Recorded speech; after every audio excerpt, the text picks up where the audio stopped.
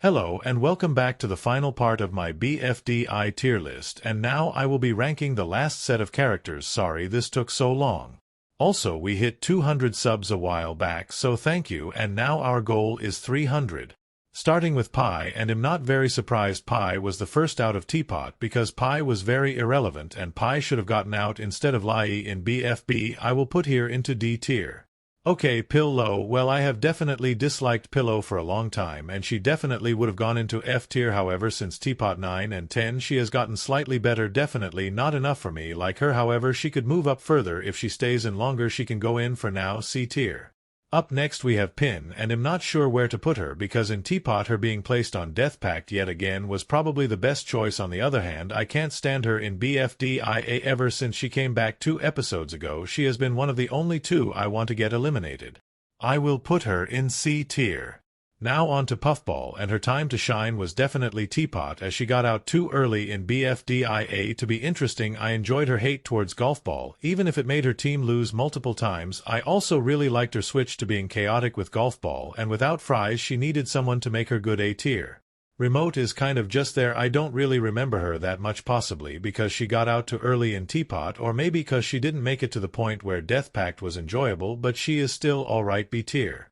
Next up is Robot Flower, and I could not care less if she went back to normal. She is more boring. Actually, she had character potential earlier on, but for now I can't see her doing much. Okay, it's Roboty. I don't know what you want me to say. Him and David are cool, but other than that there's not much to do. Same thing with Rocky. He does not do much, and other than the occasional personality showing, he's just boring and kind of annoying. The last thing from him I remember is Teapot 9 Lava, not an F, but can't be higher than D tier. Ruby was an alright character post-split, and in BFDIA she felt just like another Free Smart member. However, she was fun to watch on screen, and I just kind of like her, with a part of it just being without reason. It is quite sad that she got replaced by her sisters, and I feel like we could have had a very interesting plot if she stayed in longer. Anyway, as of now probably an A tier. Next up we have Saw, and she is quite a wasted character with her whole 8 problem, which was funny at first but was definitely dragged out too long. She is not the worst character, but she could definitely use some improvement. D tier.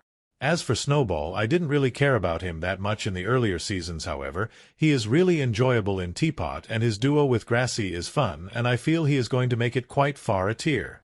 Moving on, Spongy feels like the character that they want you to feel bad for, and that's not a bad thing. He is written in a way where most of the time he does something bad it's justifiable, and I do think he has a lot of story potential, some of which we have seen started in BFDIA and Teapot. However, he always gets eliminated too early, with the cast often becoming more likable and disliked characters are not there to shield him. I will put him in B tier for now.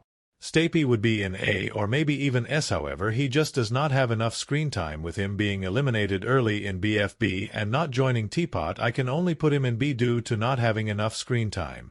Kind of like Stapy, I feel like Taco had much more potential and could have fit well into Teapot. However, I think that from what we have seen from her, she is a really good character and I enjoyed her a lot. A tier. Next up is the only person to compete in every season. Well, that is if you don't count IDFB and pre-split and post-split as separate seasons. Anyway, I liked her being in the new Alliance, even though she was outshined by the other 2. However, in Teapot is where she really shined, with her solo team being amazing and her rivalry with Eraser making it just a bit more enjoyable. She is definitely the most certain S tier. Tennis Ball used to just be Golf Ball's sidekick, but now he is alone in both BFDIA and Teapot, where he was quite annoying in Teapot 13, but he was very fun in BFDIA. Overall probably B tier. Tree is a fun character to watch on screen. However, he did not really do much while he was stuck as a massive tree, but I think for the time he was normal, he was very enjoyable, an A tier character. Next up is TV, and a common theme here is missed storyline potential. Despite this, he has really gotten more character in Teapot, but I think if he does not do something big soon, he may be eliminated. B tier character though. Moving on to Woody, and I think it is pretty agreed on Woody was not good in BFD. I would say he definitely was better in pre-split. However, post-split is probably his best. I did enjoy his blocky friendship, but I still don't like him compared to post-split contestants such as the new Alliance, Taco and Ruby, so Woody can go to C tier. Not the worst, but definitely not the best. And then Yellowface, who has just gotten more and more annoying over time, especially in Teapot. Glad he got out in BFDIA. F tier. Winner is alright, he did not have time to be ruined by previous seasons unlike a few other characters, and I guess he is cool. I did not think his clock plot was that important, but I guess we got to see Clock a little longer, and I did not even remember Winner's backstory. I had to check the episode. Winner is just kind of a decent character which I don't care very much about. B tier. And the final competing contestant is Price Tag, who for a debuter is pretty alright. I did not really care much for them, but I liked them more in Teapot 10 when they were Book's friend. I do hope they survive in Teapot 14. I would like to see more of them because I do believe they can be much better than they are already. Anyway, a tier. Okay, finally finished. That took so long. Anyway, I guess there is still a few characters left and I am just going to speedrun them, so feel free to watch. Well, I guess the tier list is done.